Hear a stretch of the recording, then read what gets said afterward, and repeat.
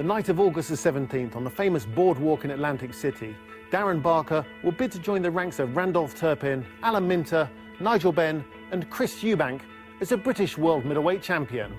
I mean, anything you do in life, you want to be the best at it, and this is a chance for me to win that world title. It would be a special story. Victory against Australia's IBF champion Daniel Gear would be an amazing achievement for a fighter who's had to battle through the kind of injuries and devastating setbacks that would have broken lesser men. What a tragedy, doing so well and one punch has taken it all away from him. He had to take the risk, he let the punches go, he was open to the counter, and Martinez was clinical with that finish. Yeah, he got beat that night against Martinez, but for the first 6 rounds it was touch and go. To be totally honest, I don't know how much of me truly believed I could win that fight. For Barker, it's not just about overcoming the odds, the belt, the money, or even a place in history. Darren is boxing to realise the dream he shared as a kid with Gary, the talented younger brother he tragically lost 7 years ago. I did think he was going to give up at one point, and then he just sort of changed his mind and got back into it and thought, I'm going to give it another shot. Mentally now he's in a very good place, you know. That's the reason why I think he's going to win this world title. Darren, I've got to say, has made me very, very proud. He's also kept Gary's memory alive for me. I badly, badly, badly want to win this fight and dedicate it to my brother. You know, so many people have helped me to get this far, but I'm only going to dedicate this fight to my brother. That's it.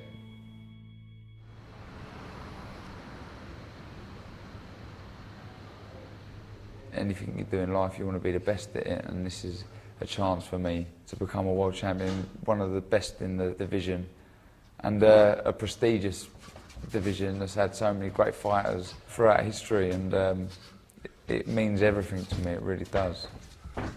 So when you go on the inside of that box there, just little, you know, on the little cross bit there, just throw you, just throw your hooks, little steps. That's it. Because I want you to show plenty of angles in this fight today. I don't want you standing right in front of me. 3 minutes of concentration in each round. Don't lose concentration. There's a lot of people who I need to credit for getting me here, you know, who've been there through some tough times, and Tony's definitely one of them.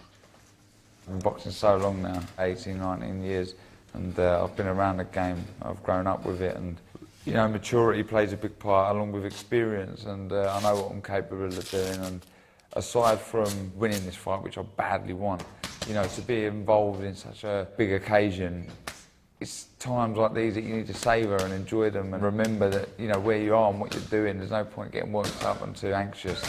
It's about enjoying every single day, every second, and I am in the gym, out of the gym, I'm living the sport and I'm living this fight. I just want it so much. I've never wanted something as much as this. That's it. That's better.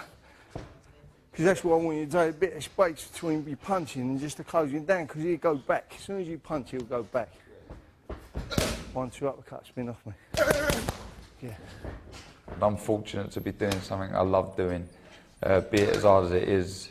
There was times I was doing this sport when I didn't love it, and then it becomes a lot harder when you're getting punched in the face and you don't want to be. Yeah, it is hard, but I wouldn't want it any other way. Just a little dip in there as you move back out. Know when you're up on close, dip, and then you're out. That's it, and then you're out. That's it. Can't just pull out straight with your head up in the air. Dip, bump, and then you're out, all right?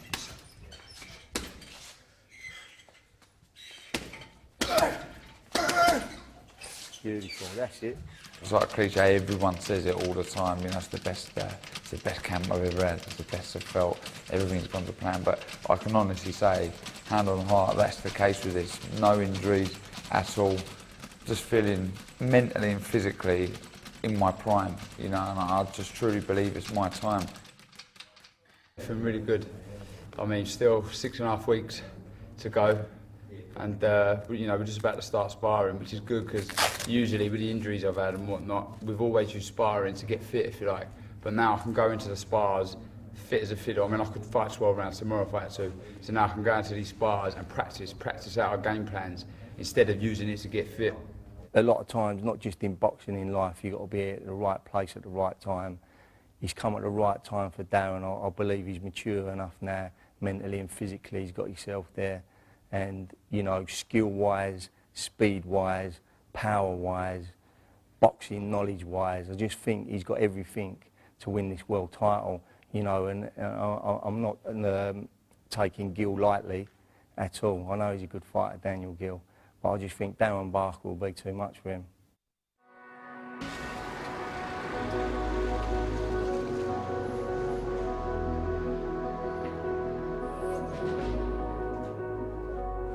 So here we are at the famous Repton Amateur Boxing Club. This is where it all started getting serious for me here.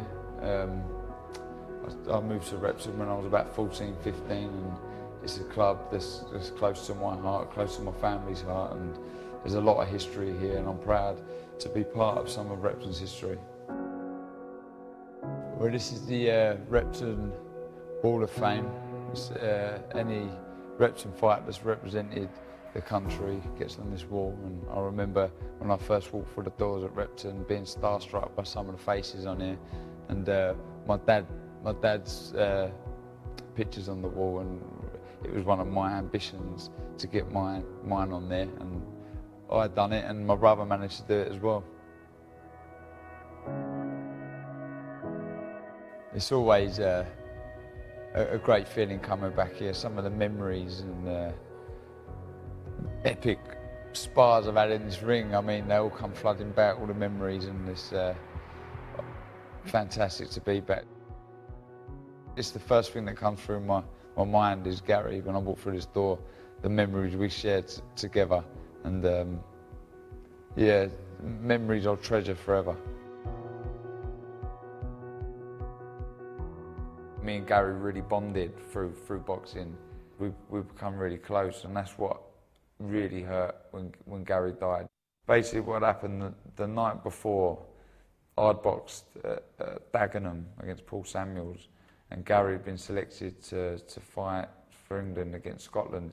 The next evening we had a do over in Essex. At the end of the night we said, look, should we go out? Because a few of our friends were out at the West End, should we go and join them? So me and Gary said, yeah, why not, come on, let's go. And so we went home, quickly got changed, and went up to the West End. So we got up there, and it was, to this day, I always think about it, it was really, really, really weird, because as a group of friends, we were really close, and we were always together, always having a laugh. My friends, his friends, were really close. But when we got to that club, for some reason, we just branched off on our own, and we just sat and had a chat together, as if someone was, you know, telling us it was our last night together. As you know, as sad as that is.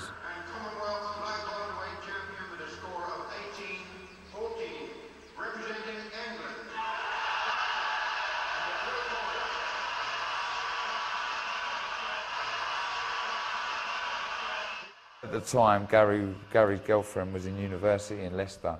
Gary was saying that he was going to sort himself out and go up and see his girlfriend. When I said to him, look, don't bother going yet. Go, you know, leave it for you. I'll have a little kid, you know, she's not going nowhere. And I said, you know, promise me you do it. And he goes, yeah, I will. So that was that. Went to bed at my nan and granddad's, and I'll never forget it. It's, you know, it haunts me to this day. My granddad banging on my bedroom door, saying that Gary had an accident. We drove up. It was by Luton, and on the way up, it was all started unfolding what happened. He'd fallen asleep at the wheel. I was still positive that everything was all right. I didn't know the severity of how injured he was or what happened, but it wasn't until we got to the M1, and it was chock-a-block. And there was people standing outside their cars and all, you know, trying to figure out what was going on there, and I absolutely, you know, I was in bits. I knew something bad had happened.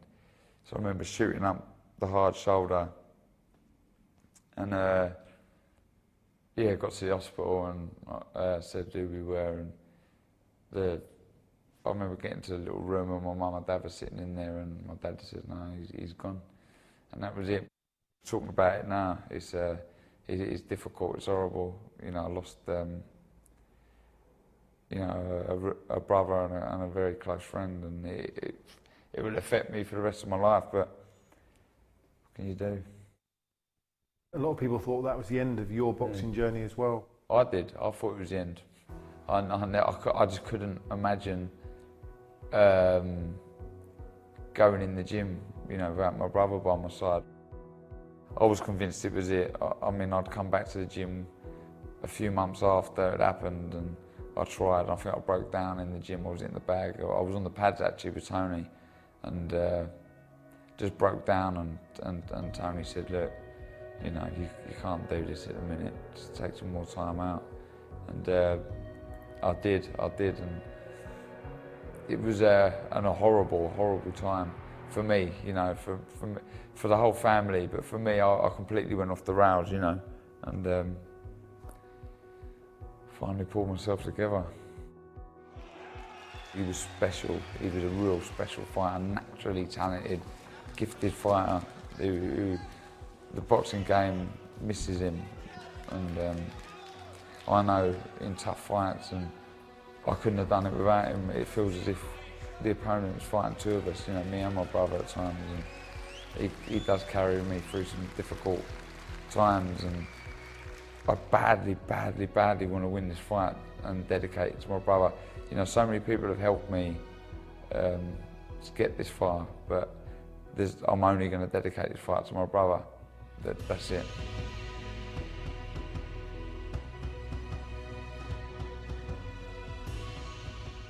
Part of his story is sad, you know, like the way his brother Gary died in that car crash was a terrible tragedy, you know, and it affected Darren's whole boxing future, really. You know, there was times when I didn't really believe that Darren would come back from that, you know, because after it happened, he had nearly a year out of the gym, and even when he come back, he didn't seem the same kid. But, you know, I understand where he's coming from. You know, I tragically lost my sister in 2001. And so I sort of knew where he was coming from in that state of things with his brother. So I could sit down and talk to him logically about his future and where he could still go, but it ain't been plain sailing at all.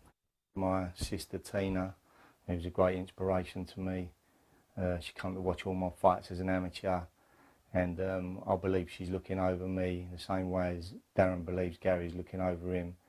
And I believe that's why the reasons we was brought together. You know, we're both Christians, me and Darren, both born again, and I believe our journey is one that's going to be victorious. And both our siblings who ain't here anymore give us both the strength and determination to go on and grab this world title. Darren coming back into the gym reignited my love for the sport again as well. Darren Parker back with a bang. That was a hard thing to do for Darren tonight after the death of his brother Gary. Through my success and me keep winning titles, Gary's name will live on through me, and that's something I'm not going to stop until I do. So a message to all the middleweights out there, I'm just going to take you all out. This is my uncle Jimmy Davis, who was a middleweight star in the 1950s. He fought Randolph Turpin and all the greats of that era, George Angelo, Luke Van Dam, and he's the one really who taught me all my coaching skills that I do today. You know, I've brought that 1950s coaching skills to the area we are now. You know, and that's why I'm a big lover of the 1950s. Tony Zhao, Rocky Graziano, Sugar Ray Robinson, Carmen Basilio. You know, I'm a massive fan of the 1950s because my uncle was around at that time. This is a post of 1951 Royal Albert Hall. It's my uncle Jimmy Davis on there versus Jimmy James from Jamaica, over 8 threes. I believe he won that over 8 threes. The bill is unusual because from Bethnal Green also you had Charlie Cray, Reggie Cray and Ronnie Cray. I believe that was the only bill when all 3 of them boxed on the same bill. So coming from Bethnal Green, it was an unusual poster for me to get.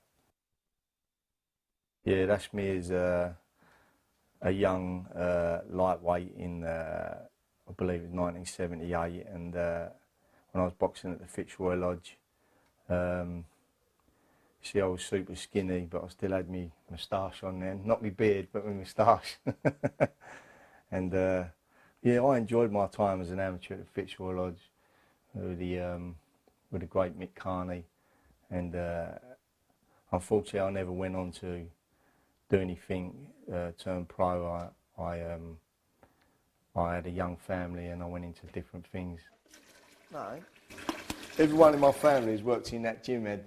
In the office, yeah, I'll make them all do like a day's work in there and I'll pay them like whatever, because to get them out and get them in the boxing environment, and they've all worked in there. But now when I ask them, now they've all got a bit older, I ask them, they go, oh, drop me out, I ain't going down that smelly gym. You ain't getting me cleaning the toilets out or the showers. Good at this, when I stay. When I'm not boxing, I'm a family man. You know, any spare time that I get out of boxing, I like to spend it with my family. And, you know, I enjoy being around my children and grandchild now as well. Your wife. And my wife, yeah. And my wife, who don't ever get to see me much.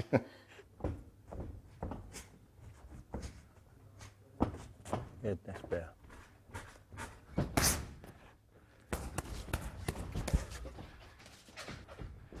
Yeah, 1, 2. For him to go and pull this off in America and be one of the few Brits to go and bring a world title home from America, you know, the emotions will be high, you know, for both of us, I think. But I genuinely believe he's going to do it, though, and I really do think he's going to pull it off, you know, and I'll be really shocked if he don't.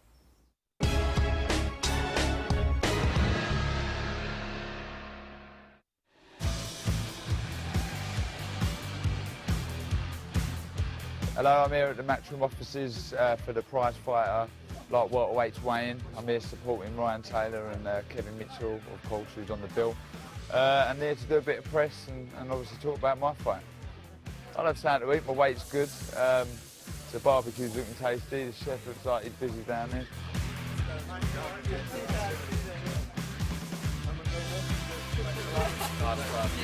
Right!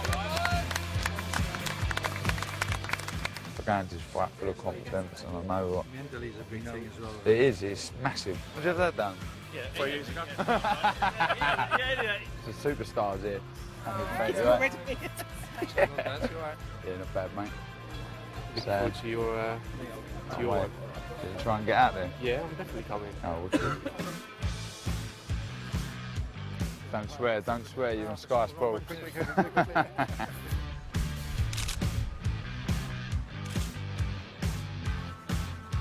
He's done loads of interviews, big press day today, and we've both done a few interviews. Darren's done loads, and we've got to do our work now. Obviously, we ain't had time to get to the gym from here, so Matchroom let us use their facilities here, which ain't too bad. Indoor pool, we both might end up in there afterwards.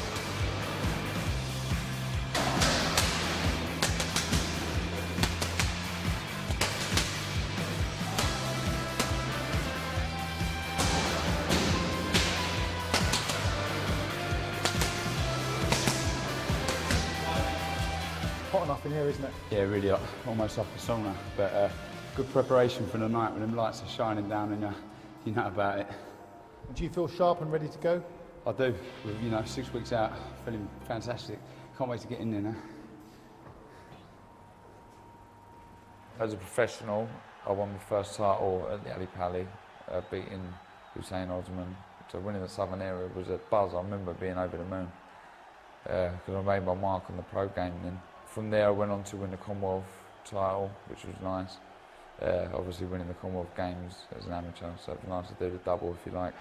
He will become the Commonwealth middleweight champion, and it was all Darren Barker from start to finish. Then a real special moment was winning the British title. It was something I always wanted to win. You know, it's a prestigious belt, it's a prestigious title that I'd always heard my dad speak about, and it was just something that I always set my sights on. It was a title I always wanted to win.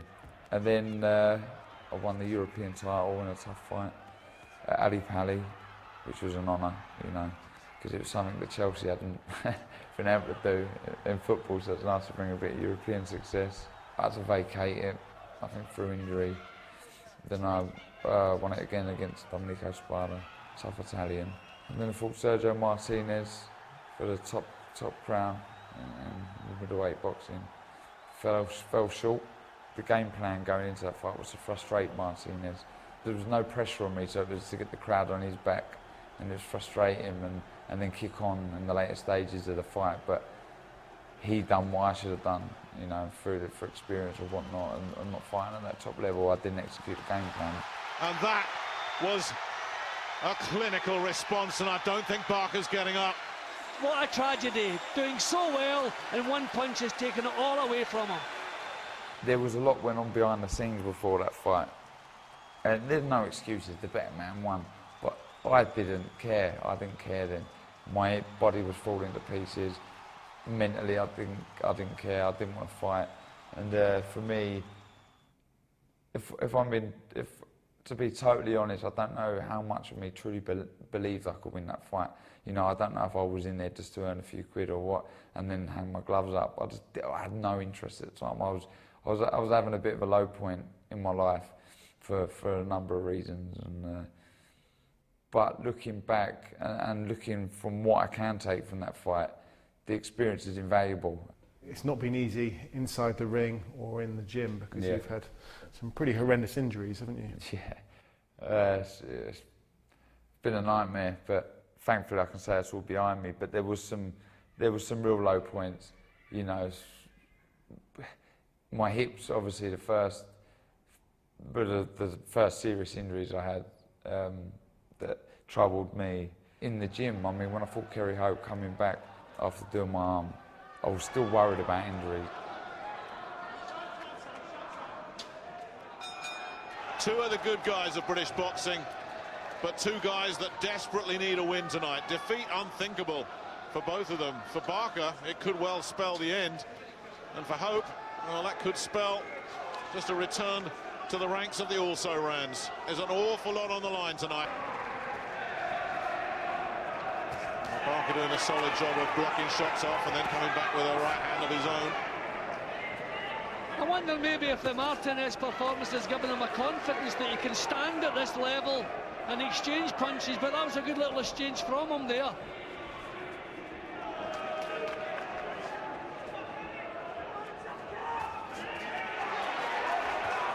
Barker is starting to connect solidly now, and Hope is feeling this.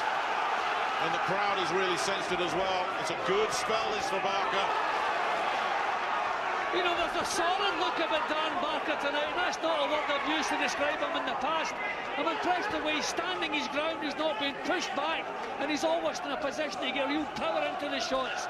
This really is impressive stuff from him.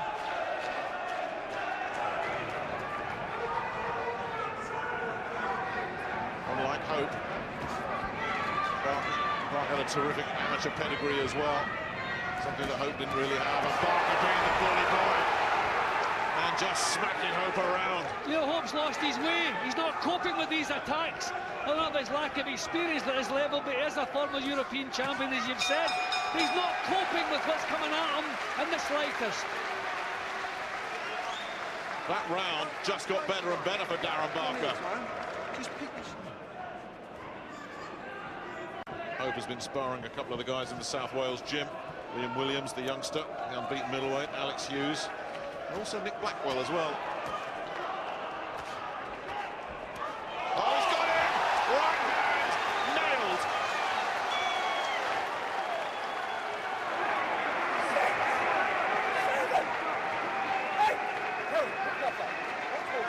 I think he's going to get another chance, but that was a heavy knockdown. And can Barker finish him off here? And the towel has come in. A look of disgust from Kerry Hope, but he was in real trouble. Darren Barker is back. It's official. Would you believe this is a guy who's been out of the ring for 14 months? I think that was a tremendous performance. I've never seen so much snap on his punches, so much power, so much confidence in his boxing. Darren Barker, brutally efficient tonight and ruthless with his finish. Well, it's 7:30 in the morning. We're in Fulham, just round the corner from the famous Stamford Bridge. this is where I do my alternate training. You know, obviously it's well documented. I don't do a lot of running, but this is the other bits and pieces I do. So let's go in, eh?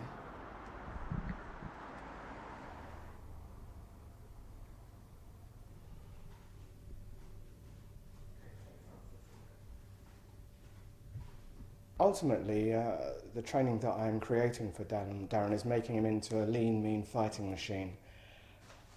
I've improved his cardiovascular, his flexibility, his muscle contraction and his relaxation. So all in all, what he's able to do is have explosive power but yet still be able to relax. But more importantly, above all, is about the belief system. Because if you don't believe you're going to be a champion, you never will be a champion. Okay, just start moving. Okay, just close your eyes for 3 moments. Just let go. Open your eyes. When you see people on a bicycle machine and looking at a television, that's totally mindless. But what he's doing is mindful. 8, 7, 6, 5, 4, 3, 2, and time on the spot. And that brings the yoga aspect into his training. But yoga is everything that he's doing. It's not just about sitting down and twisting yourself into a pretzel. And that's the misconception that people have. Breath awareness, that's the ultimate goal of yoga. The goal of our exercise here is breath awareness. When he's in a ring, if he has control over his breath, he has greater control over his movement. Greater control over your movement makes you a better boxer. Makes a change from, you know, doing running, etc. But I find it's a lot harder than I did running. I mean, I was very good at running as well, but it's different and it keeps me injury free. It's a lot of boxing people would probably scoff at it because it's very different to what they're used to. Yeah, definitely, but you've got to evolve and you've got to change your training to suit your body. And obviously I've been boxing so long now that I'm feeling little niggles and whatnot. So this sort of training is, if not as harder. And obviously I'm not feeling no injuries, so you know, it's prolonging my career. And you know what, it's about making it fun as well. That thing about no pain, no gain is nonsense, absolute nonsense. Everything he's doing here is disciplined. It's actually working in an area that he's actually in control. Change direction. These aren't complicated movements. So straightforward, but so effective. And sometimes simple is good. Twisting, lifting, walking, stepping. These are all movements he does on a daily basis. Muscle contraction followed by muscle relaxation. Feeling zen? Yeah, feeling good. Have a good session in the bank. You know, roll on the afternoon session now. Done. And the noon. Well, this is it. This is the place. I mean, none of this actually existed when we first bought it. All my family are in the trades, and they've managed to, you know, turn it into a dream house, if you like. This is the finished article, the garden. This is how we're going to have it. Now, a bit at the back, I'm going to build a gym stroke bar, stroke lads getaway cave. I'm going to call it the doghouse. You can see it's all my touch. I chose everything. Jem likes that. She's Pick that all sparkly when you look up close. Got our little princess's bedroom in here. Scarlet Rose, there she is playing. This is the kitchen. As you can see, we've just picked our new worktop. We've gone for the cardboard box look. It's in apparently. This is going to be a little booth. Get all this upholstered, all nice padded. We've got a telly there. Yeah, so this is Jem's office. Yeah. This is where she'll spend most of the time in here. I'll be in the front room with my bell. A glamorous bog. But this is what it's all about, you know, for me, having a nice family home, for Jem, you know, myself and most importantly Scarlett, having a park and all that round the corner, all family close. This is why I do it. This is, you start off as a kid doing it, I suppose, for yourself or wanting to make your dad proud, but now it's for doing it for the family. And you know, I'm not doing a bad job. I'm getting there. You know, this is home. This is what boxing's given me. Been with him since he was in the Commonwealth Games in Manchester. So yeah, about 13 odd years.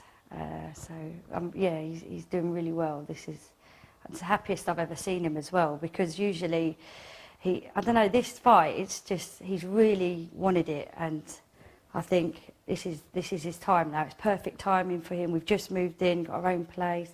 It's all fitting together nicely, so really, really pleased. Is he your hero? That's cheesy, yeah. We're going to get married in June next year, so yeah, he'll be the hero then. What's he doing?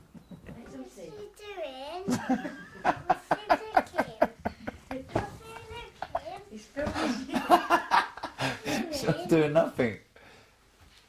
You're not one for the camera, are you? Oh, I thought you was going to be an actress. That was supposed to be my pension.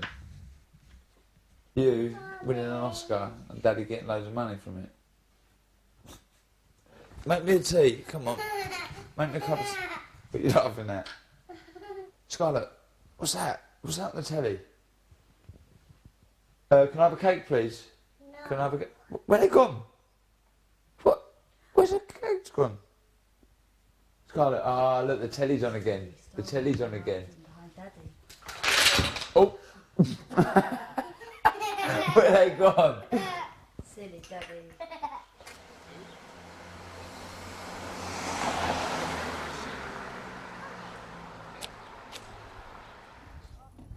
So really, what it is, it's an excuse to bring Scarlett so I can come and play. You know, I said about injuries and not having them anymore. It's because of this. I'll do about an hour on here. Groundbreaking. You ready? 3, 2, 1. Hoof. Looking at me now. Hoof. Hoof. This is where I grew up. Family means everything to me. We're a really close family. So come and meet the Barkers. Brother Lee is part of Team Barco. Be out in the camp in a couple of weeks when we go to the States. And my sister's boyfriend, Sean. Didn't Sean used to be a friend of yours before he started dating your sister? Yeah, he used to be my mate, now he's just an associate. My mum, Jackie, my dad, Terry. Hello. I'm really proud of everything he's done in boxing. I'm proud of him without the boxing, you know. Do you think it's in his blood a bit? You know, obviously you were very successful as an amateur. Yeah, well, not as successful as Gary and Darren, but yeah, I had a little go like, yeah, when I was a bit younger. Yeah. ABA champion though. ABA champion, yeah, well, yeah, that was all right. Yeah, that was quite good, yeah. That was, yeah, I packed it in after that. Apparently the second battle could be after the world title fight between you and Gemma as to who gets to keep the belt on the wall. Well, it looks like I'm winning because I've got 3 of them at the moment. Yeah. Darren's promised it to me anyway. Where's Gemma? You said I could have it. You're going to give her one of them moody ones, didn't you? She won't know the difference. Yeah. Go and get one of them ones out of Cooper's or something. We'll just take that off the wall and give Gemma that one. And you can have she won't even know. She'll go, Dad, what is it? Well, this is Gary here. And that's his gold medal that he won in the Commonwealth Games. Like, that's the T-shirt, the vest he was wearing when he won it. And he's talking to me on the phone now. And that's his gold medal. This is the vest that Gary always wore when he boxed for clubs, in the club shows and that, and Darren. And it used to belong to Kelvin Wing. Kelvin Wing from Repton, ABA champion. That was his vest. And Kelvin, his dad, gave it to Darren. And Darren passed it on to Gary. And they won so many different titles in that same vest. And well, when Gary left us, like, I just draped it over the ABA Cup that I won in 1980, you know, and it's been there ever since, really. Gary sparred with Darren. He was here. He lived at home, you know, but his presence has never really changed in us. So I think we always feel him there, And I know that Gary would be ultimately proud of Darren, regardless of where he is or what he's doing. That was the thing about the boys. They were inseparable. Darren, I've got to say, for what he's doing, has made me very, very proud in the sense that not only has he done it on his own achievements, but he's also kept his memory, Gary's memory alive for me. And I'm truly blessed. Yeah, there's one more family member you haven't met yet. It's my sister Daisy. Hello, Daisy. Hello. Oh my gosh. Hello. This, when we were kids, used to have there was no grass at all. There wasn't a fence up there, and all we used to do was play football all the time, and we'd totally worn out the grass. So this house is full of memories, full of fun and games.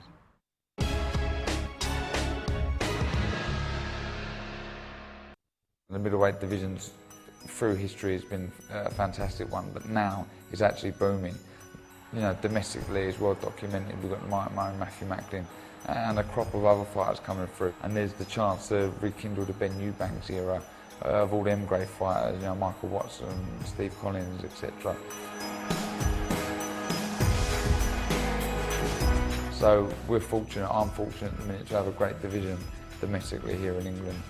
The world scene in the middleweight division is also buzzing. You know, there's some great world champions out there, Peter Quillen, Sergio Martinez is still there, Gennady Golovkin, who's looking absolutely unstoppable at the minute, and Daniel Gill, who I'm facing. So winning this title can lead to some real big fights for me.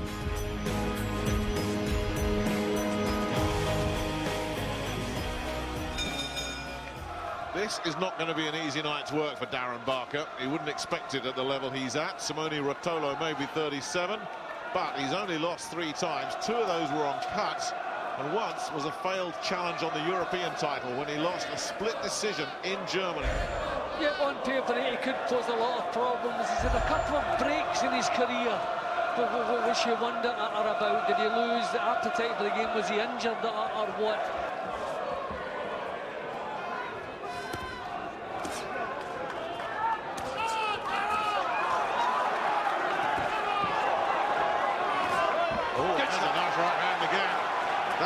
Rotolo, and a nice uppercut follows. This is terrific stuff from Barker.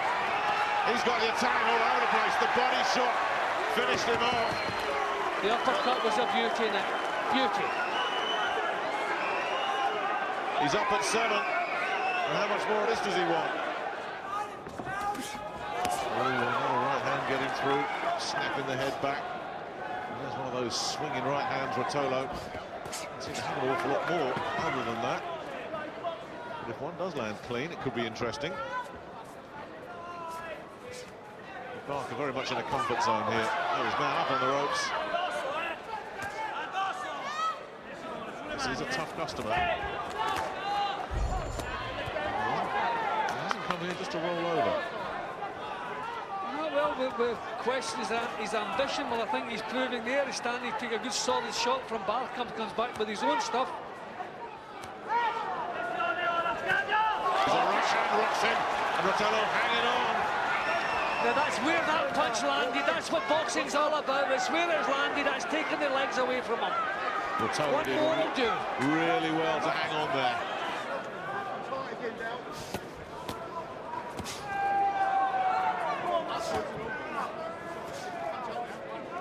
Just a grimace there from Rotolo. Something shook him up. He's ready to go here. Yeah, Barker has done a lot of damage in this round. He was shaking his hand, Rotolo. I wonder if it's maybe excuse time, because this is heavy weather. Well, that just shows he's really desperate here, Rotolo. Something's gone wrong with that hand. The referee's speaking in the corner at the moment, so I don't know yet. The fight's over. Waved off, yeah. Fight's over. He was shaking the right hands if to say no, it's gone. An impressive night's work from Darren Barker. He looks a little bit special.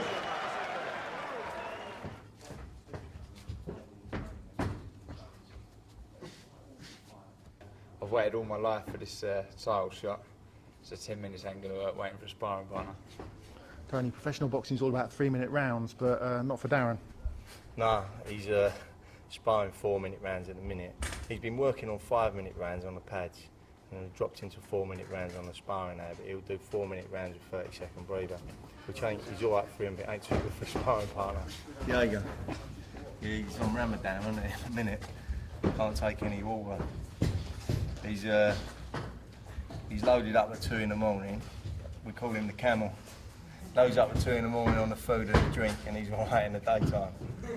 So he's got to do 8 4-minute rounds, but can't drink in between rounds? Can't drink, no. Well, I never offer him a drink anyway, so he's used to it down here. You've got a bigger head guard than him as well, Darren. Hey? You've got a bigger head guard than him as well. Everything's on my side. It's all stacked against them, isn't it? Exactly. We pick all the fighters who can't eat or drink. We wear body armour.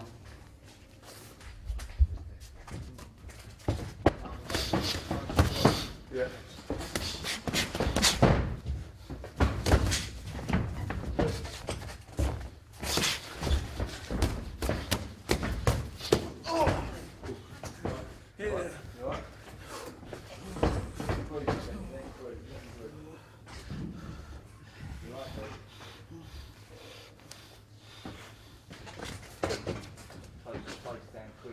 Some of the moves we've been doing, he's actually doing in there today, and that's what I believe sparring's about. He's working out what we've been talking about for weeks, what we've been talking about for months, working on these little things that I think can win him the fight. And now he's matured into a proper, full, strong man now, and you know, the moves he's got and the skill he's got in him, and now combine that with his power, you know, and his strength, and that's why he's becoming the most complete fighter. You know, I think he's at the peak of his life now in strength and power, and this is why I think that he'll go and win this world title. Let's find that, Darren. Yeah, brilliant. Diego's a great, you know, inside fighter. He works hard, so that's fantastic. You know, he closes the space down like Gill does. Good sparring, feel good. 8 4s in the bank. You can't deny his talent. You know, he's very good, very athletic, you know, moves well, speed, flexibility, and that's what you need as a fighter, especially at that level. You need to like go into the ring 100% all the time, otherwise you're more or less to come at second best, you know. He was a bit spiteful with that left touch to the body though, wasn't he? Yeah, he's spiteful. In the early rounds he got me, but I recovered, you know. Them hill runs paid off, you know what I mean? This fight, it's on a huge stage. There has been calls for me to fight in the US before, and you know, well, I've been very interested in that. I know that there's some great fighters, some really great fighters in the middleweight division, and you know, Darren is definitely one of them. So, from my point of view, you know, I'm taking the big risk here. Daniel Gill's a very good fighter. You know, he's a box fighter. He's awkward as well because he springs in and out on his feet and throws clusters of punches. So he's an awkward fighter. But I believe that Darren Barker's got the skill and the boxing brain, the speed and the power to overcome anything that Daniel Gill can throw at him. They don't hand world titles out, genuine world titles out for nothing. He does what he does well. He works hard. He's a presence in the ring. He's got the good amateur pedigree like I have. It's not so much weaknesses with Daniel Gill. I see I am better than him in every department slightly. I think I'm quicker than him. I think I hit harder than him. I think, you know, better foot movement. I think, you know, better ring craft. I just think it's all, you know, in my favour. I can't wait to get in there on August 17th and prove that. He's got definitely great experience.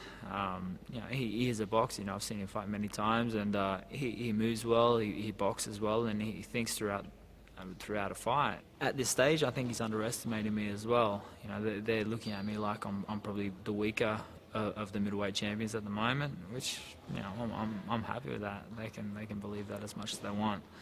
But I'm gonna go over, and especially on this stage, I know how important this is to me and my career. I wanted a challenge.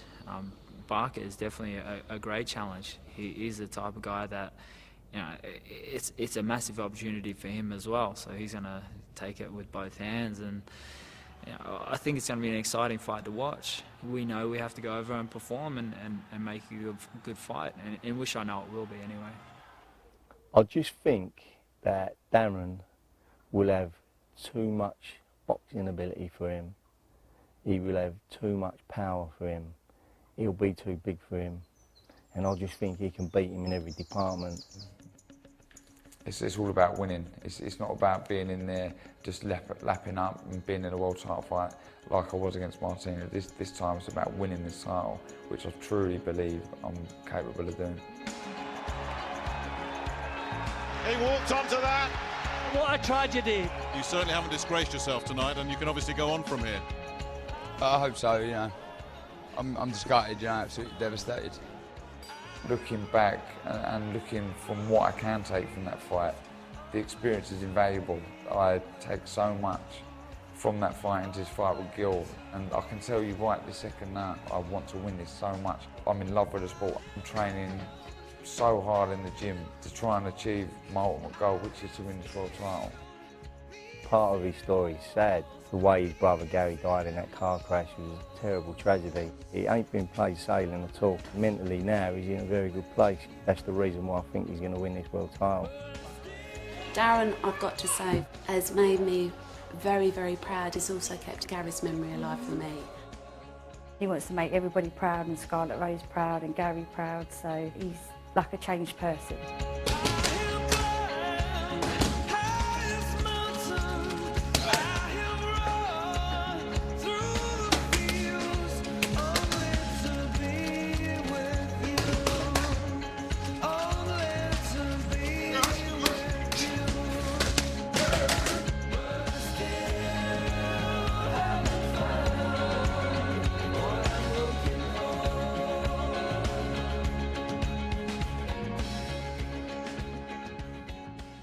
Life's brilliant. I've got a fantastic family, and I